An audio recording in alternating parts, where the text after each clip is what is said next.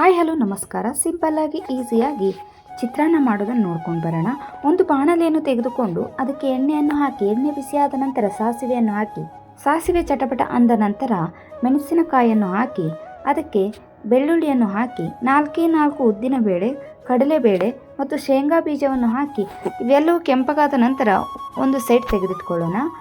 ಅದಾದ ನಂತರ ಅದಕ್ಕೆ ಈರುಳ್ಳಿಯನ್ನು ಹಾಕಿ, ಒಗ್ಗರಣೆ ಸೊಪ್ಪನ್ನು ಹಾಕಿ, ಈರುಳ್ಳಿ ಕೆಂಪಗಾದ ನಂತರ ಟೊಮೊಟೊವನ್ನು ಹಾಕಿ, ಟೊಮೊಟೊಗೆ ಇಲ್ಲಿ ನಾನು ಹುಣಸೆ ಹಣ್ಣನ್ನು ನೆನೆಸಿಟ್ಟಿದ್ದೆ, ಆ ನೀರನ್ನು ಹಾಕಿ ಟೊಮೊಟೊ ಮತ್ತು ಈರುಳ್ಳಿಯನ್ನು ಚೆನ್ನಾಗಿ ಬೇಯಿಸಿಕೊಳ್ಳುತ್ತಿದ್ದೇನೆ.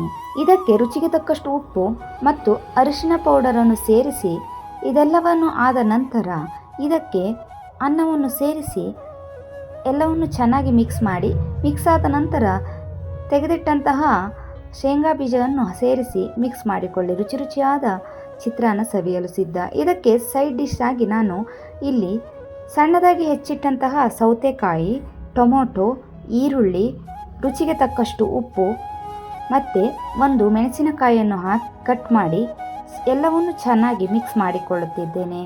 ಮಿಕ್ಸ್ ಆದಂಥ ಇದಕ್ಕೆ ಮೊಸರನ್ನು ಸೇರಿಸಿ ಚಿತ್ರಾನ್ನ ಜೊತೆ ಮಿಕ್ಸ್ ಮಾಡಿ ತಿನ್ನಿ, ತುಂಬ ರುಚಿಯಾಗಿರುತ್ತದೆ.